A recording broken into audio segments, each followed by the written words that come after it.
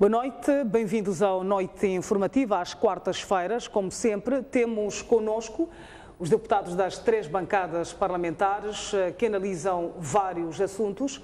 Hoje não vai ser diferente, infelizmente não teremos então a bancada parlamentar da Frelimo, a semelhança da semana passada. Vamos então conversar hoje com o Dr. Silvério Ronguano, do MDM, e também Alfredo Magomice, da Renamo.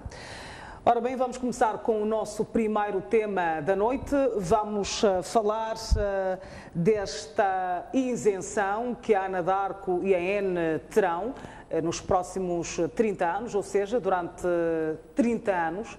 Esta isenção foi dada pelo Parlamento e nada melhor que os parlamentares aqui presentes possam explicar esta situação. Vou começar por si, Dr.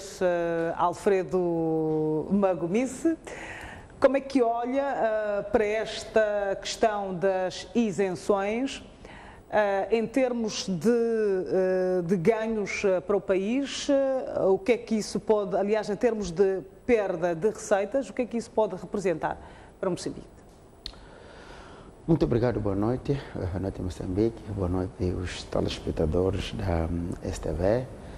Mas antes permita que use a ocasião para agradecer a Deus por tudo. Em relação à questão que coloca, diria eu que é verdade que as matérias foram aprovadas pela Assembleia da República e todos nós, os moçambicanos, sabem qual é a Constituição e a composição da Assembleia da República e como os procedimentos ali funcionam. De todas as maneiras, uma vez aprovada a vigência, ela aplica-se para todos nós, os moçambicanos. Bom, esta é a questão dos 30 anos aqui, da duração, da vigência, da isenção destes empreendimentos. Vai de algum modo tornar o país deficitário no sentido de não poder encaixar os recursos financeiros que podiam advir das aplicações derivadas das transações financeiras que as empresas que exploram haviam de trazer, tendo em conta a receita que podia ser produzida por essas empresas. Por outro lado, não é perceptível que um momento em que o país precisa tanto de recursos, o governo apareça em momentos como este a pedir uma empresa ou facilitar determinadas empresas que, a partir criam uma redução naquilo que seria o encaixe financeiro para o Estado. Por outro lado, o mesmo Estado faz propostas de leis que visam cada vez mais taxar ao cidadão, sobretudo, os bens mais comuns e elementares. Portanto, há aqui uma lei em que o governo propõe a isenção de 30 anos para os megaprojetos, mas, por outro lado, o próprio governo propõe taxar o carapau, propõe taxar a roupa da calamidade, como se diz, roupa de segunda mão, propõe taxar carros da segunda mão importados. Portanto, é um governo que, a partida, parece-me que o interesse é tirar cada vez mais aquilo que o cidadão comum tem em detrimento daqueles que têm. Como se diz, aos mais pobres será tirado o pouco que tem e aos mais ricos este governo vai adicionar. Portanto, não se percebe que um governo que, na verdade, quer trabalhar para o povo, faça legislação ou propostas de género. É verdade que este governo faz concordância com a bancada maioritária e por via desta bancada, que é a bancada, naturalmente, sabemos da Frelimo, que apoia o governo, e estas leis são aprovadas. Portanto, a Renamo não concordou com estas isenções, Sim. Votou a favor ou contra estas isenções dadas a estas duas multinacionais? A Renamo votou contra.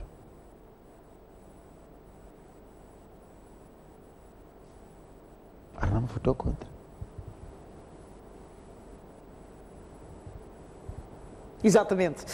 Vamos então passar aqui para o Dr. Silvério Rongoane. Penso que um dos ganhos diretos que o país terá com esta exploração dos recursos naturais por parte destas duas multinacionais é que Moçambique entrará no mapa dos grandes produtores de petróleo e gás.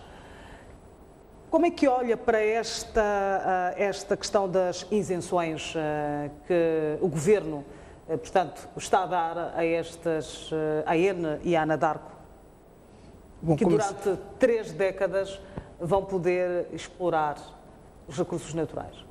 Eu começaria por cumprimentar os telespectadores e os colegas do painel. Boa noite. É preciso ter em conta, penso, 2 questões. A primeira é que temos que reconhecer que estamos a entrar num negócio novo, em que nem o governo, nem se calhar os deputados, nem a sociedade moçambicana, no geral, têm todas as informações, têm o conhecimento necessário para lidar com estes projetos, até para poder discutir com conhecimento e causa, porque, repare, enquanto estas multinacionais, desde que foram criadas, dedicam-se a esse tipo de negócios, os orçamentos que estas multinacionais têm são 10, 15, 20 vezes mais que aquilo que Moçambique, como produto nacional bruto, produz. Portanto, e só a partir daí se percebe que estamos a entrar num negócio em que a nossa capacidade de negociar é diminuta. E o outro aspecto fundamental é exatamente este: qual é a capacidade que Moçambique tem para negociar, porque, como vê, não estamos a dizer aqui, bom, temos a ExxonMobil, temos a Anadarko, temos a Eni, temos tantas empresas, por exemplo, que estão a disputar aquele bloco, não é? Portanto, logo, no princípio, a Eni teve o direito de fazer as pesquisas, e uma vez que descobriu o produto, já tinha direitos consignados, de tal maneira que até a gente ouve dizer que, bom, a Eni está a fazer negócio do nosso gás com a ExxonMobil ou com qualquer outra empresa. Portanto, para dizer que Moçambique entra nesta negociação em grande desvantagem e sem efetiva capacidade negocial. Eu penso que é preciso ter em conta estas duas questões para dizer que, se calhar, só depois, se calhar devíamos ter feito isto, devíamos ter feito aquilo, mas será que há margens? Será que se pode dizer a Eni, com os direitos que já tem, com a posição que já ocupa no mercado, que olha, nós, se não fizerem isto, nós não aceitamos? Nós estamos a lidar com essas empresas num momento em que Moçambique está a atravessar uma crise econômica sem precedente, não é? E que tem a ver com dívidas, não é? E as dívidas que Moçambique tem exatamente com esses países, não é? Estamos a falar dos investidores que são desses países ocidentais. Este negócio seria uma oportunidade para o país encaixar algum dinheiro para fazer face, primeiro, a dívida externa que o país tem e, segundo, poder-se aliviar um bocadinho a tabela cambial do país? Não, isto é assim, não é? Imagina que queres negociar com o indivíduo A e o indivíduo A, o seu irmão B, você deve milhões ao indivíduo B, que é irmão do indivíduo A. A questão que se coloca é qual é a capacidade que tens de negociar com o indivíduo A, que é irmão do indivíduo B, que é seu credor. Portanto, estamos a dizer que estas empresas são dos mesmos países onde contraímos estas dívidas medonhas, que não temos claramente uma capacidade de pagá-las. Nós dependemos completamente dos governos de onde essas empresas são oriundas. Portanto, isto nos enfraquece ainda mais e, acima de tudo, estamos ansiosos, expectantes, estamos com os olhos praticamente postos nesses dinheiros, porque sem os dinheiros do FMI, sem os dinheiros dos parceiros programáticos, a pergunta que se coloca é onde é que vamos buscar dinheiro se a nossa balança de pagamento é altamente deficitária. Portanto, é preciso, de fato, reconhecer aqui que Moçambique é um país sobrecarregado por condições desfavoráveis e que, a partir deste quadro, a sua capacidade de negociação é muito fraca. O conhecimento que tem sobre estas matérias, porque em muitos casos, mesmo a pessoa que diz, bom, Moçambique vai perder não sei o quê, se calhar também não fez um estudo, uma demonstração clara, perceptível e indiscutível de que, de fato, o que ele está a afirmar é isso mesmo. Portanto, estamos a lidar com negócios altamente complexos e eu não me atreveria, num debate deste, dizer, sim senhor, Moçambique vai perder estes milhões. Acha que o próprio governo deveria se dar mais tempo para poder analisar muito bem as situações, para poder fazer realmente um bom negócio? Ou, pelo que disse há pouco tempo, que o próprio país está amarrado a estas duas empresas que estão ligadas aos países em que Moçambique contraiu dívidas? Há aqui um toma lá da cá, há uma certa facilidade por parte do governo moçambicano por causa destas questões todas que acabei de mencionar. Sim, o que eu estou a dizer é que tanto os que escrevem os artigos que dizem que estamos a perder, que o país está a fazer negócios ruinosos, tanto os governantes, tanto os deputados, precisam de ter mais informação, precisam de ter mais conhecimento, precisam ter mais encontros com essas empresas. O que eu vejo que tem faltado é que estas empresas negociam efetivamente com o governo, mas se calhar há pouco interface com os deputados, sobretudo com os partidos políticos, com as bancadas parlamentares, com a sociedade civil. Os representantes do povo. Exatamente, que era para estar mais informados, mais clarificados, porque nós podemos ficar entre a verdade e o boato, entre o negócio ruinoso e a fraca capacidade negocial. Portanto, podemos ficar mais a fazer barulho e o negócio não aparecer de fato. Só para dar exemplo, que quando foram criadas tais empresas, Proíndicos, havia aquela promessa tácita de que, bom, nós vamos tratar, por exemplo, da segurança dessas empresas, para rentabilizar aquelas empresas.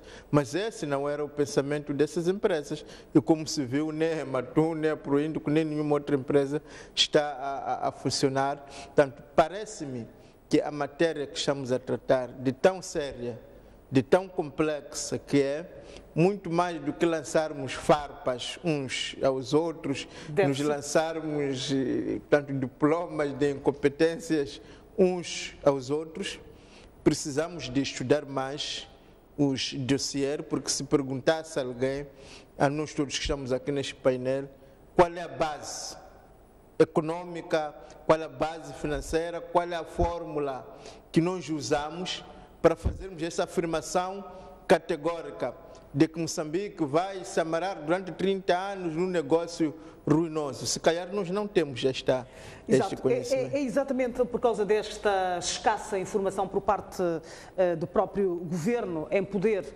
disponibilizar toda a documentação ligada a este negócio com estas duas multinacionais, que está a dificultar uma interpretação clara por parte de pessoas que percebem de facto este tipo de negócios.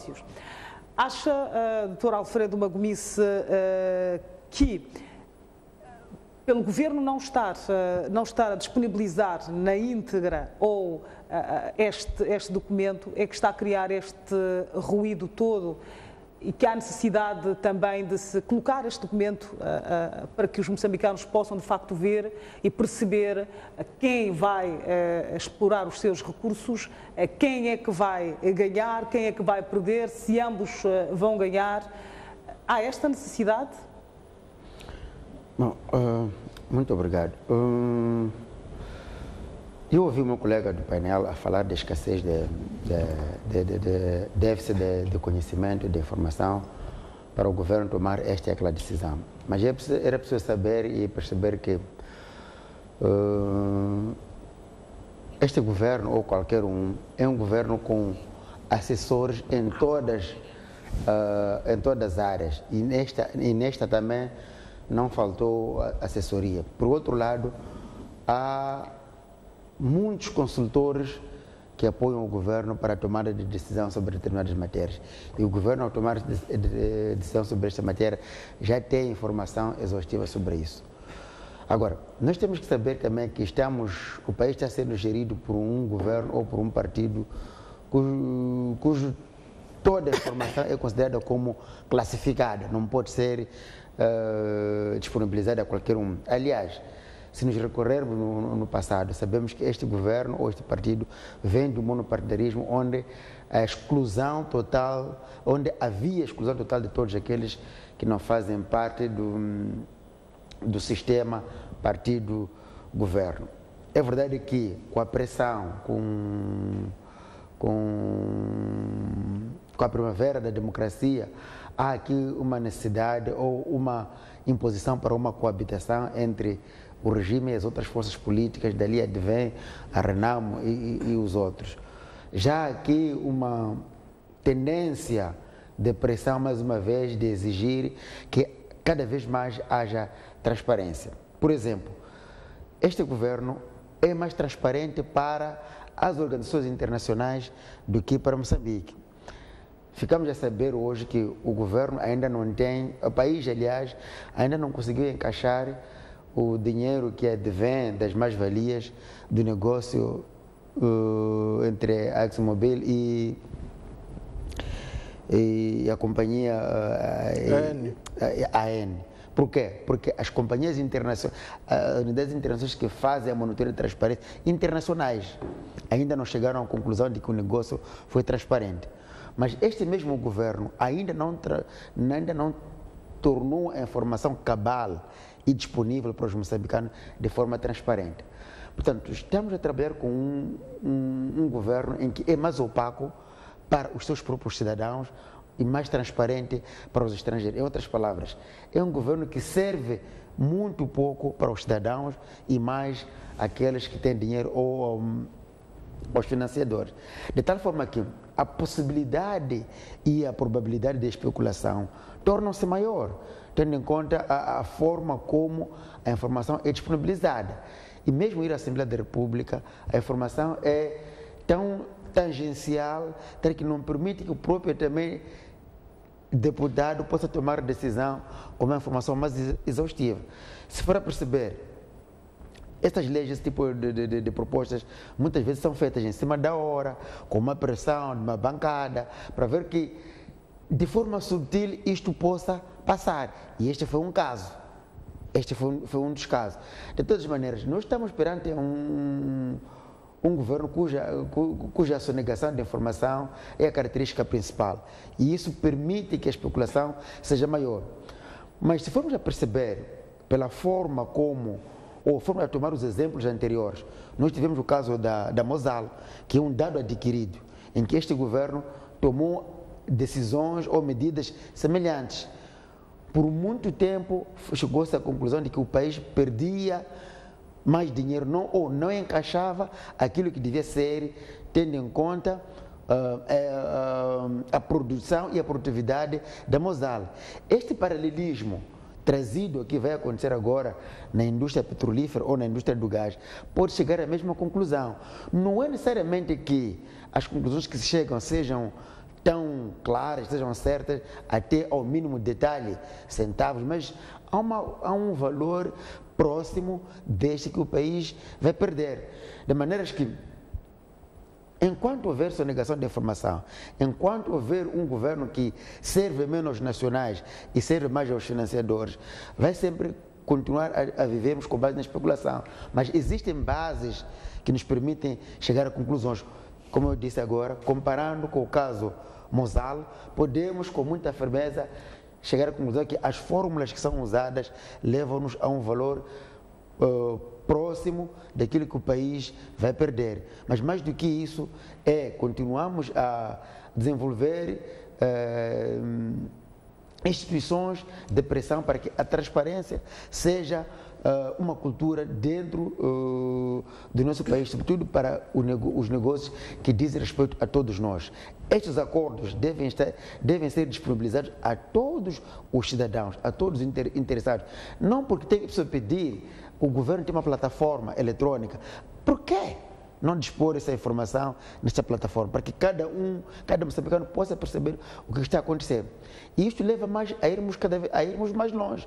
Pode-se especular aqui que estamos perante um governo em que há uma tendência, pode-se sem especular, em que os atuais servidores têm interesses não só como representantes do Estado, mas também interesses pessoais.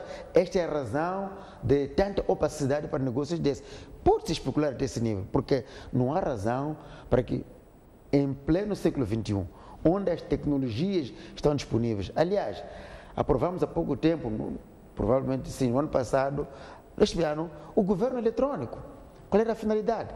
Aquela lei era exatamente para viabilizar questões dessas, para que haja mais transparência. Por que haver um acordo não está disponível na plataforma do governo? Na sua opinião, por que é que este documento não está a ser disponibilizado? Há duas razões. Como dissemos, primeiro é a origem, são os antecedentes do governo-partido, não é? Como dissemos, marxistas-leninistas, ou é um governo que está fechado para qualquer um que não faz parte do seu meio. Essa é a sua origem, é a história, é a cultura, de um lado. Por outro lado, é a tal tendência, estamos a dizer, de haver aqui tendências dos atuais servidores quererem tirarem vantagens pessoais em relação ao negócio que é coletivo. Isso podemos especular que assim seja. Então, tudo isso leva a que nós outros moçambicanos não tenhamos informação exaustiva para saber o que vai acontecer.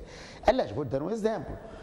A questão das mais-valias, estamos a dizer, os cálculos feitos com base na fórmula aplicada em 2012 ou 2013, não é a mesma fórmula que foi usada para calcular para 2017. Por quê? Onde que foi outro dinheiro? Portanto, todas essas dúvidas que fazem com que os atuais servidores sejam mais opacos, porque há tendências de tirarem dividendos para uma coletividade menor em detrimento da maioria. Exato.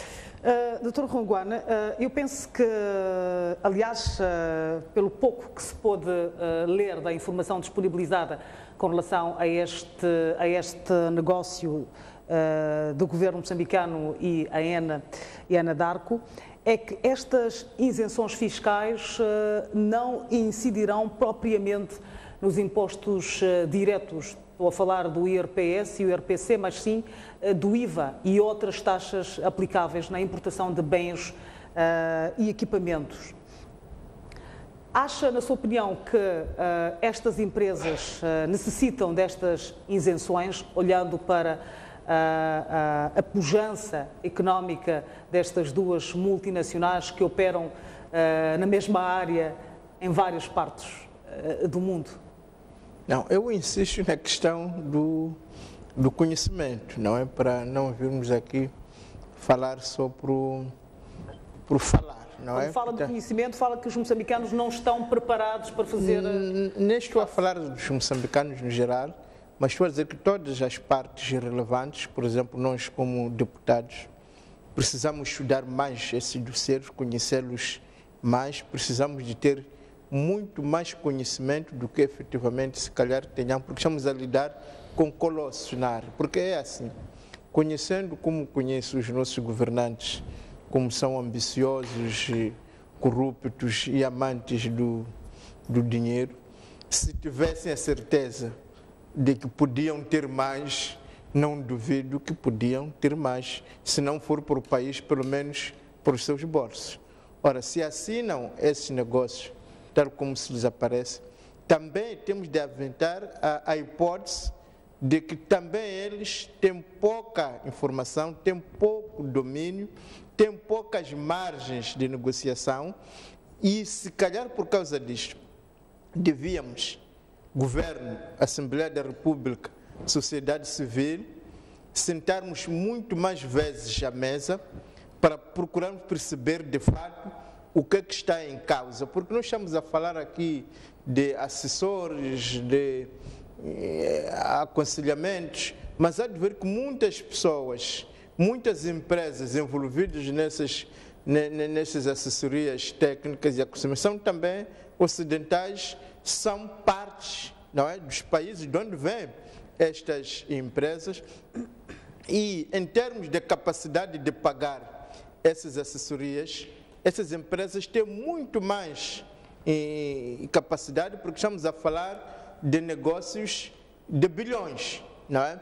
Portanto, eu acredito que os deputados, os governantes da sociedade civil precisam fazer muito mais em termos de conhecimento, de acompanhamento do que estão a fazer agora, para poder falar com propriedade, com conhecimento e causa, e acredito que eu, pessoalmente, a minha bancada, mas também outros deputados, se calhar precisam se aproximar mais da ANADARCO e da ENE, e precisam também se aproximar de outras instituições de fiscalização desses mesmos países, e até dos governos desses países, haver mais troca de experiência com países africanos e não só, que têm negócios parecidos, que é para ter verdadeiro conhecimento, porque, de contrário, se nós ficarmos apenas nas acusações mútuas, continuaremos a ser enganados, como os nossos avós foram enganados até serem colonizados, porque se calhar não havia consciência de que, bom, estão a chegar povos novos e nós não temos efetiva capacidade de enfrentar esses povos, de negociar com esses povos, e o saldo que os nossos antepassados acabaram pagando foi a escravatura, foi o domínio, foi o colonialismo. Aliás, hoje mesmo está-se a falar muito da escravatura na Líbia, estamos a falar de africanos que estão a fugir para a Europa, porque efetivamente estamos a verificar que enquanto na Europa há um desenvolvimento técnico, científico muito maior, em que sabem lidar com os problemas humanos muito melhor do que nós, aliás, doenças simples, temos que correr para a África do Sul, temos que correr para a Europa. Se nós não temos conhecimento a nível da saúde, se nós continuamos a importar viaturas porque não sabemos como se faz um simples veículo, se nós procuramos ocidentais para nos construir uma casa porque não temos capacidade para fazer um prédio, também temos que reconhecer que nesta matéria, de tão complexa que ela é, também não temos conhecimentos bastantes. Eu acredito que isso não se aplica só aos deputados, aos governantes, mas também se aplica aos jornalistas, se aplica à sociedade civil, de tal maneira que aquele que efetivamente tiver informação relevante, tiver feito as contas e verificar que realmente fomos lesados, aproximar-se do outro, porque é preciso em algum momento reconhecermos que todos somos moçambicanos, que em algum momento queremos o bem do nosso país, mas que efetivamente temos sido enganados atrás de enganos. E tem que o próprio governo ter essa humildade de dizer que, estas matérias são complexas. Mas nós estamos a falar, quando se fala destes grandes negócios que poderiam trazer benefícios ganhos ao país, lembramos-nos aqui de alguns negócios feitos pelo governo, estamos a falar quando da implantação da Musal em Moçambique, não faltaram avisos com relação a estas isenções que foram dadas a esta empresa e que agora há essa discussão de se poder renegociar estes contratos para que o país efetivamente possa encaixar algum. Estamos a falar da Sasol, por exemplo, que o gás vai para a África do Sul, retorna mais caro, e agora vamos entrar para este negócio, aliás, já entramos para este negócio, onde estas multinacionais vão ter 30 anos e vão fazer e desfazer durante este tempo todo. Estamos a falar da Cahora Bassa, estamos a falar de muitos outros negócios. O que eu estou a querer dizer, Dr. Rongoane, é que avisos e mais avisos não estão a faltar para o Governo poder, de facto, tomar uma posição para que os moçambicanos possam se beneficiar destes negócios. Não, eu não duvido disso, não duvido que o Governo não está a lidar bem com estas matérias, não tenho dúvida sobre isto, não tenho dúvida de que o Governo devia se informar, se aconselhar mais, não tenho dúvida que o Governo devia ouvir mais essas vozes discordantes, não tenho dúvida que o Governo devia saber lidar mais com esses negócios, mas também, e é porque não tenho dúvida sobre isso, que eu quero chamar a atenção no sentido de todos nós, parlamentares, governantes, jornalistas, sociedade civil, nos sentarmos à mesma mesa, nos interessarmos mais, porque dizer simplesmente que o Governo negociou mal, que o Governo está a ser enganado, se calhar não basta, porque, como bem disse, nós temos um negócio ruinoso na Cahora Bassa, como está a dizer, temos um negócio ruinoso na Mozal, até em termos ambientais, que é brutal, temos um negócio ruinoso na Sazol e temos negócio ruinoso em muitas outras áreas e esta também. E é preciso lembrar que no passado tivemos negócios tão ruinosos que nos custaram a soberania, nos custaram a nossa própria terra. Por isso que estou a dizer que temos que ter consciência de que, para além da má-fé, para além da falta de boa governação, há um denominador comum aqui, que é conhecimento. Há um denominador comum, que é transparência. Daí que precisamos, cada um no seu setor, no caso os parlamentares, se informarem mais, terem mais conhecimento, se aproximarem mais destas empresas, se aproximarem mais até dos parlamentos de onde essas empresas são oriundas, das organizações da sociedade civil, que é para efetivamente apertarmos o cerco de tal maneira que nos próximos negócios não possamos ser mais enganados. Porque enquanto nós não percebermos que os governos africanos são enganados por falta de conhecimento e nos limitarmos a tirarmos pedras uns aos outros, nós continuaremos a ser enganados por muitos e longos anos. O que está a dizer é que deveria haver uma discussão mais abrangente envolvendo a sociedade civil, o Parlamento e outros mais entendidos na matéria, ou seja, que as universidades está a ser precipitado.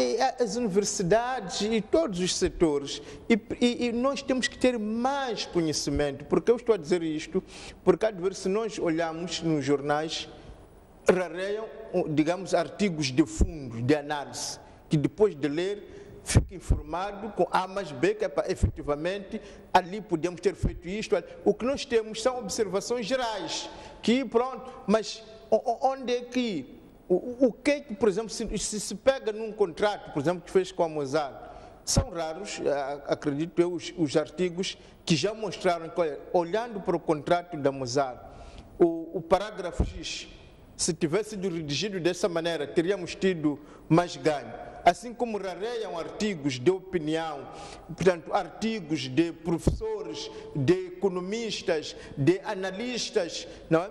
Que possam demonstrar com A mais B que, em vez de fazermos este contrato, o contrato devia ter sido feito desta e daquela maneira. Mas, por outro lado, como disse o colega, também a disponibilidade de informação, também não há desmelhores. Mas parece-me que o denominador comum que temos em tudo isto é que falta-nos conhecimento, falta-nos habilidade e, como consequências, somos ciclicamente enganados e os nossos governos podem estar a contribuir mais para esses enganos, mas também não podemos negar que a sociedade no seu todo Se nós queremos, porque, repare, nós não temos só o governo moçambicano a negociar. Exato. Temos o governo angolano, também está a ser enganado. Temos o governo malauiano. Portanto, muitos governos africanos só estão a ser enganados. Mas, doutor Alfredo Magomice, fazer... a grande questão aqui, que quero comentar... Sim, eu queria fazer um comentário em relação ao que o colega está a dizer. Eu acho que está a representar muito bem a bancada que não está aqui hoje. Está a fazer um bom papel. Eu concordo que a questão de conhecimento, o país precisa de produzir mais. Precisamos ter universidades, precisamos de ter especialistas mais. Mas sempre que coisas dessas não faltam moçambicanos ou instituições, organizações moçambicanas que chamam a atenção. Por exemplo, eu tinha dado o exemplo da Mosal. E agora lembrei-me do caso da Sasol. A quanto da constituição da empresa, da constituição, quando começou a se extrair o gás em Inhambane, falou-se, o gás era ou é vendido, explorado por uma empresa uma empresa sul-africana e vendida para uma empresa também sul-africana. E a fiscalização feita por sul-africanos. E o gás volta a Moçambique muito mais caro. Isto que é incompreensível. E na altura não é que não faltaram moçambicanos que disseram que não podia. Portanto, estes circuitos todos são feitos de forma deliberada para que aqueles que tomam decisão possam tirar vantagem. Isto foi feito.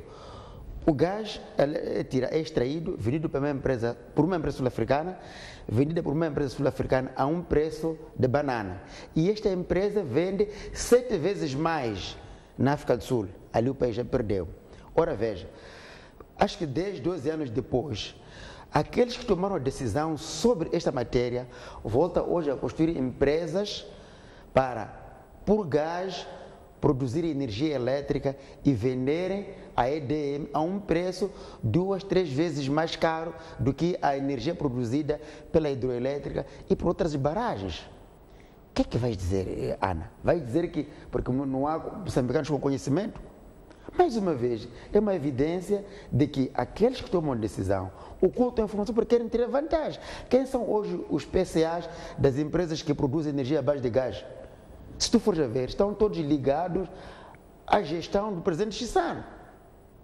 Estes que tomaram essa decisão, hoje compram o gás a um preço muito mais baixo, produzem energia elétrica e essa energia elétrica vende a um preço 3, 4 vezes mais. Quem sabe que a atual razão do elevado custo de energia é porque essas empresas estão a pressionar a EDM? Então, tu não vais dizer aqui, colega, que é porque é falta de conhecimento. Mas não acha que... Não, deixa, quando tu falaste, eu estava calado. Espero que tenha paciência, educação para isso. Então, o que eu estou a dizer aqui é que a questão aqui não temos muito, mas temos o suficiente para alertar o governo, os moçambicanos, o que pode advir dali. Nós estamos a dizer que o que se chama a atenção é que será o valor exato, mas um valor próximo, tendo em conta há vários fatores que também são tomados em conta no cálculo ou na fórmula de cálculo dessas perdas. Estamos a dizer, que explicação você daria a isso hoje? Alguém que é o ministro, que tomou a decisão sobre a extração, comercialização do gás, hoje volta, é PCA de uma empresa que usa o mesmo gás para produzir energia e vende a um preço tão alto. Refere-se a qual ministro? Não, é ver quem é o dono da Gigawatt. As empresas que produzem gás, que produzem energia elétrica à base de gás. É só ver quem são e onde estavam, quem eram, no tempo que se tomou essa decisão. O que nós estamos a dizer? O que nós estamos a fazer? Faltaram pessoas para dizer que não era correto? Não. E eu acho que o colega Runguana sabe muito bem, mas eu que posso compreender a sua situação. Não, mas a minha pergunta é, imaginemos que o que o colega está a dizer é verdade, que moçambicanos que estavam em lugar de tomada de decisão tomaram decisões desfavoráveis ao seu país e neste momento estão a se locupletar porque estão a fazer negócios que são ruinosos para o próprio Estado. Mas esses moçambicanos vivem em Moçambique. Os seus familiares também vivem em Moçambique. Portanto, ao comprar esse gás, não é? muito mais caro, também eles compram, as suas famílias também eles compram o gás muito barato, porque eles estamos a falar das suas famílias. Portanto, se você é PCA da Gigaote, por exemplo, não é? Está a enriquecer você sozinho. Mas os seus primos, os seus tios, os teus avós vão comprar esse gás a um preço proibitivo. Se tens um sobrinho que tem uma empresa, parece-me que seja como for, temos que reconhecer que a esses mesmos corruptos que estás a dizer, estão a fazer negócios ruinosos também para eles. Porque quando o país entra em colapso, como está a entrar agora, não há dúvida nenhuma que mesmo os que, portanto, contraíram as tais dívidas ocultas, arruinando o país. Se eles tivessem mais conhecimento, se fossem mais inteligentes e mais espertos, não os faziam.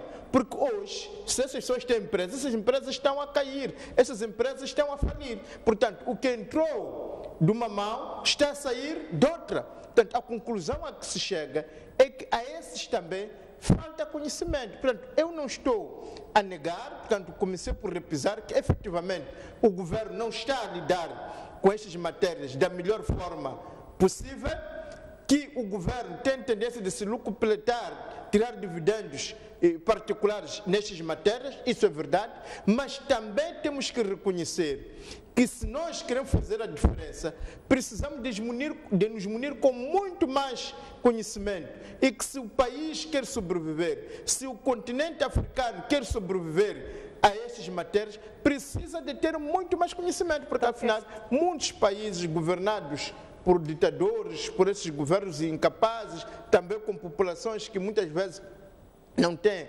conhecimento, ganha este governo, aquele empresário, aquele 2 anos, mas no final é o colapso. E o que nós estamos a ver é muitos africanos a querer ir para a Europa, a querer emigrar, exatamente porque os seus países faliram. E mesmo esses corruptos, no final do dia também vão querer emigrar. Bom, o dinheiro normalmente é colocado lá fora destas pessoas bem mais ricas. E esses dinheiros acabam por serem apanhados por esses governos. Há de perceber onde é que foi o dinheiro de Mobutu, será que voltou para o Zaire? E olhariam para muitos outros ditadores africanos. Ou seja, estas empresas vêm para a África, exploram a África, deixam ficar a miséria. Para além da miséria, algum certo tipo de investimento, dinheiro, e esse mesmo dinheiro é pegado por esses líderes e é colocado lá fora. Exatamente. Criam a ideia de que alguém, que um grupo aparentemente está a ganhar, não é? Criam essa ideia, por exemplo, se vais fazer um negócio deste e te dizem, vamos te untar as mãos com 2 milhões de dólares. E temos você que nunca viu e vai colocar exatamente. Lá. Então, você pode pensar que ganhou esses 2 milhões de dólares, mas as consequências econômicas mais gerais, que é o colapso do seu próprio país, nem esses 2 milhões de dólares vão lhe servir para nada. Há de haver problemas sociais, convulsões, vai ser derrotado. Estamos a assistir o que está a acontecer no Zimbábue, depois vão-se começar com portanto, processos judiciais que vais perder, ou com intentonas, golpistas, ou com guerras, que tudo acaba sendo destruído. Portanto, parece-me que seja como for, temos de reconhecer que há problema também de déficit de conhecimento e que se nós queremos ajudar os nossos países, não devemos só gritar e falar, precisamos também nos munir com mais conhecimento e precisamos de promover este diálogo social com governantes, jornalistas, sociedade civil e parlamentar. Precisamos de nos aproximar essas empresas aos governos de onde esses países são oriundos, porque penso que não fica bem por um dia estamos sentados no Canadá, somos quem nosso parceiro, com a AN somos quem nosso parceiro. Depois saímos dali e para a televisão, somos que a nadar com a AN são os ladrões. Portanto, penso que nós temos que encontrar uma plataforma mais inteligente de lidar com estas multinacionais para que efetivamente possamos ter ganhos na nossa geração e ganhos da geração futura e não continuemos esta história trágica de sermos enganados ano após ano. Exato. O Governo justifica estas isenções para que, no mínimo, sejam investidos por estas grandes empresas, no mínimo 100 milhões de dólares norte-americanos. Mas aqui a grande questão que se faz com relação a este negócio é que ganhos o país terá com estas explorações que estas duas empresas farão. O país, para além dos empregos que vão ser criados e também para além de Moçambique entrar no mapa de grande produtor de gás e petróleo, a semelhança da Nigéria, o Catar, etc. A grande questão é esta, Dr. Macomice, que ganhos o país terá? Porque o resto é resto. Bom, neste momento fica muito difícil de quantificar, mas esperamos que com a exploração ou com a entrada em funcionamento destas empresas, alguma receita vai ser encaixada para o país. Por outro lado, os empregos marginais como operários, talvez maquinistas, esses poderão conseguir um emprego. Mas como devemos perceber, o país entra com uma fatia muito baixa, não tenho certeza, parece-me que é 15 numa e 10 noutra, não tenho muita certeza. Aquilo que é a França, que o país entra em nome da INH.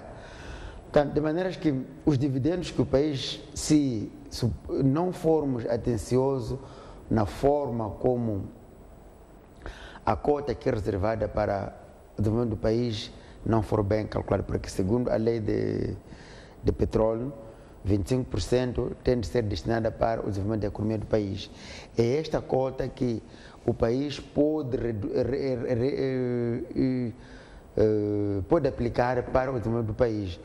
Ouvi agora que haverá uma empresa que quase já ganhou um concurso que vai produzir fertilizantes. Esses fertilizantes provavelmente sejam utilizados para a agricultura nacional. Mais uma vez coloca-se ali a questão. Se continuamos a fazer uma agricultura de subsistência, que depende das chuvas, que na sua maioria são erráticas e sazonais, como fazer uma combinação ótima entre fertilizantes para uma rentabilização da agricultura. O que significa que não há aqui uma sincronização em termos de desenvolvimento de estratégias que permitem um acoplamento de setores. Mais uma vez, estes adubos até podem ser produzidos em Moçambique, mas serem exportados para a Finlândia, para a Inglaterra, para o que vai acontecer, porque o mercado nacional não vai conseguir absorver. Portanto, em termos de vantagens para o país, se estes termos vão ser mínimas, nós sabemos o que acontece com a Nigéria. Se tu fores a ver hoje, o rendimento per capita do nigeriano é o primeiro em África, mas temos nigerianos que estão aqui em Moçambique a vender em Carapau, a vender nos contentores. Quer dizer, isto é estranho, de maneira que nós precisamos de ser corajosos. Mais uma vez, precisamos de ter governos transparentes, precisamos de ter governos que olham mais para o país e o futuro do país do que para si próprios, porque a maneira como é sonegada a informação, a maneira como de forma oculta são assinados os acordos, tudo leva a crer que o país no geral sairá a perder em detrimento de alguma minoria, que nali concordo com o colega quando diz que pode roubar o que roubar, mas no final sempre seremos iguais, porque pode depositar o dinheiro na Suíça, no final o dinheiro acaba se perdendo. De maneira que aqui é preciso uma coragem, não é falta de conhecimento, porque até hoje a maior parte dos documentos são preparados por pessoas com conhecimento não nacionais, os são pagos pelo país. Então, e essas pessoas dão aconselhamentos devidos, mas a questão é que os que tomam a decisão querem tomar de forma opaca para tirarem vantagens próprias. É essa questão que o país tem de desenvolver aqui uma consciência de transparência, uma consciência de abertura no sentido mais amplo. Não esperar apenas a Assembleia, mas um movimento cívico, um movimento da sociedade civil com base em conhecimento profundo. As universidades devem começar a trabalhar, os institutos têm que começar a trabalhar neste sentido de trazer à tona estas informações mais trabalhadas, tal que os moçambicanos possam agir com conhecimento. E continuamos a pressionar o governo para que estes acordos sejam públicos. Não há nada que é feito que tem que ficar nas gavetas do chefe. Não. Existe um governo eletrônico. Terminou o Conselho de Ministros, que seja publicado, aquilo que é oficial. Não há razão de uma coisa que é do país ficar nas gavetas do chefe. Exato. A questão aqui, Dr. Ronguane, é que ganhos o país terá com estas empresas a explorarem os recursos naturais no país.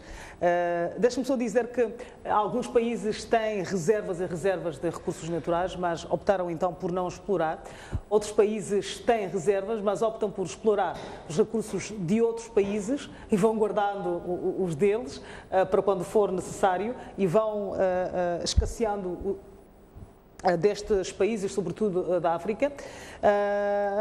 Para além destes ganhos diretos que o país terá, que se vai gerar emprego aos moçambicanos, as pequenas e médias empresas terão oportunidade de prestar serviços a estas empresas e muitos outros ganhos que terão, sim. Atenção à questão das médias e pequenas empresas, porque se ouviu o PCA dizia que muitas empresas moçambicanas não vão conseguir prestar serviços a esses megaprojetos porque não têm o conhecimento da ciência, da técnica, a qualidade dos serviços, dos produtos, não é daqueles. Cuidado.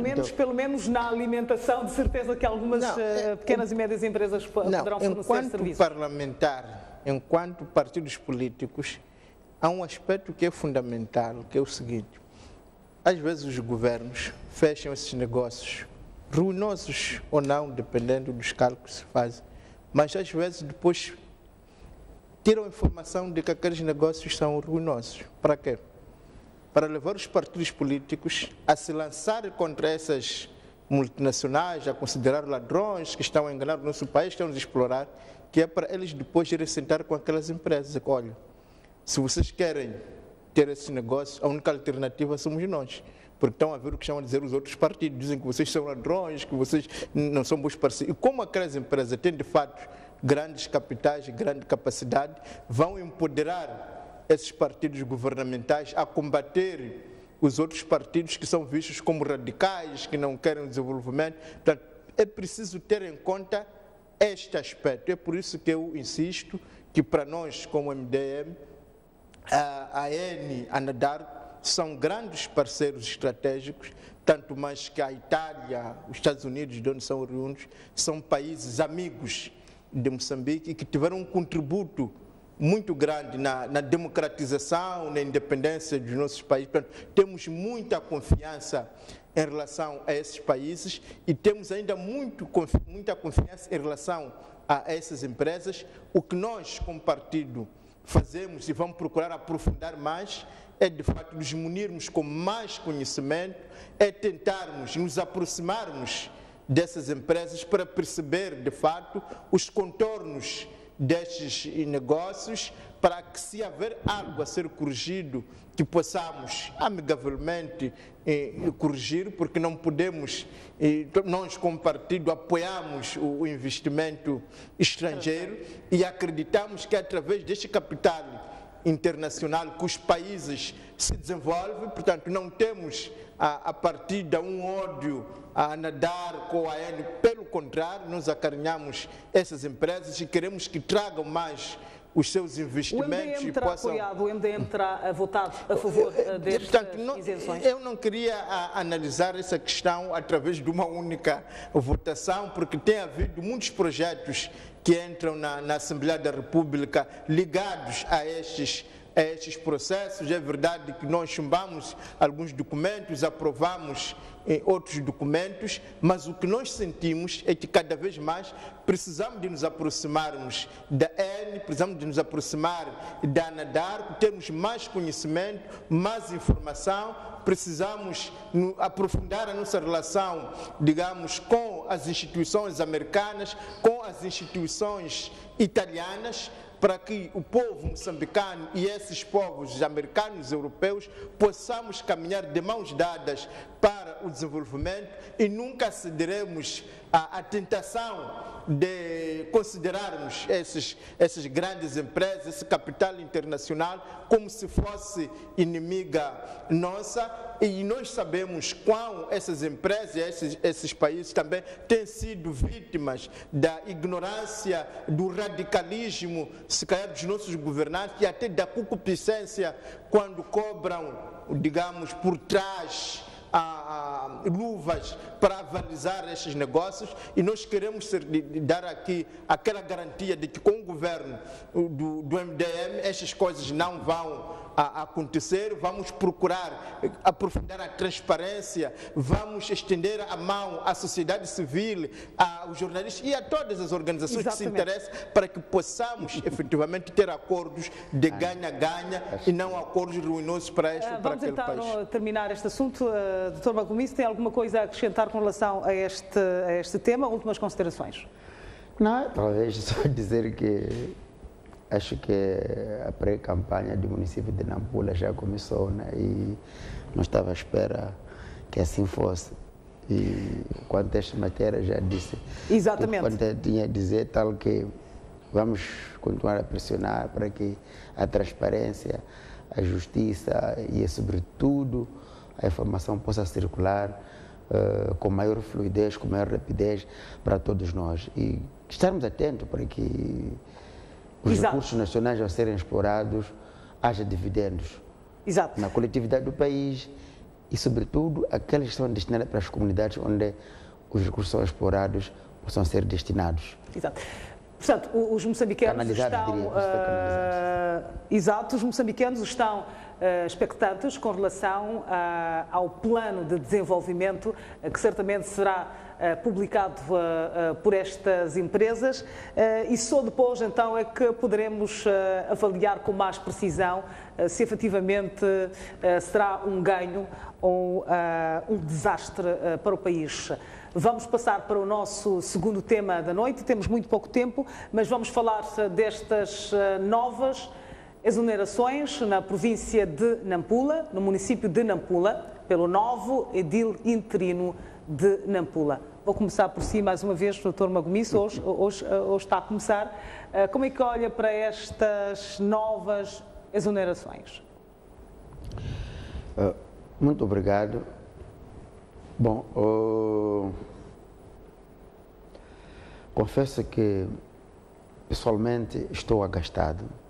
Já estava com a anterior situação e, mais uma vez, a posição do Movimento Democrático de Moçambique é decepcionante, simplesmente. E revela uma imaturidade política, revela uma falta de tolerância, revela a falta de conhecimento do que é convivência. Portanto, há muito discurso, mas, na verdade, não há compreensão e não há domínio do que é servir o cidadão. Ora, vejamos, o presidente interino de Nampula, que terá provavelmente menos de 90 dias, ou sim, menos de 90 dias no exercício das suas funções, entrou com um conflito que o anterior interino também tinha começado a criar das exonerações. Bom, na altura podíamos ter especulado que o interino anterior eram suas ideias pessoais, podia ter alguma coisa contra os vereadores, assim o fez. Podíamos ter especulado assim, mas depois que o atual presidente interino toma a mesma decisão, fica clara, fica evidente que esta é uma orientação política que o partido MDM instrui ao seu ao presidente interino do município de Nampula. E como eu disse antes, isto revela uma ingenuidade, revela falta de conhecimento, revela imaturidade, porque não faz sentido. Aquele senhor estará menos que 90 dias. No dia 24 de janeiro haverão eleições. Vai tomar posse, vai ser eleito o presidente do município com todos os poderes. Não vejo eu qual podia ser a razão, qual é a vantagem, na verdade, de um exercício de 60, 65 dias para voltar a levantar o mesmo problema. E que este problema está a prejudicar o andamento normal das atividades dos municípios de Nampula. Este problema está a prejudicar o funcionamento normal de muitas instituições de Nampula. As próprias instituições do Estado, a polícia, a procuradoria, os tribunais, estão ocupados por um mesmo assunto que é por mesmas pessoas.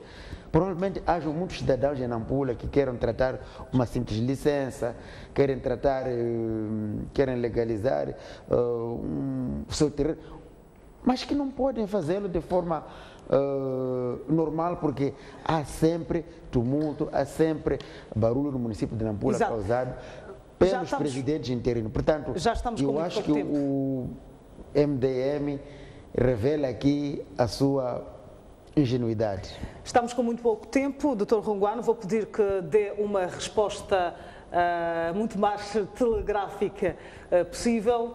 Como é que olha para estas novas exonerações no município de Nampula? Eu penso que as questões de gestão diária do município de Nampula, neste momento, podemos considerar que o que está já ultrapassado.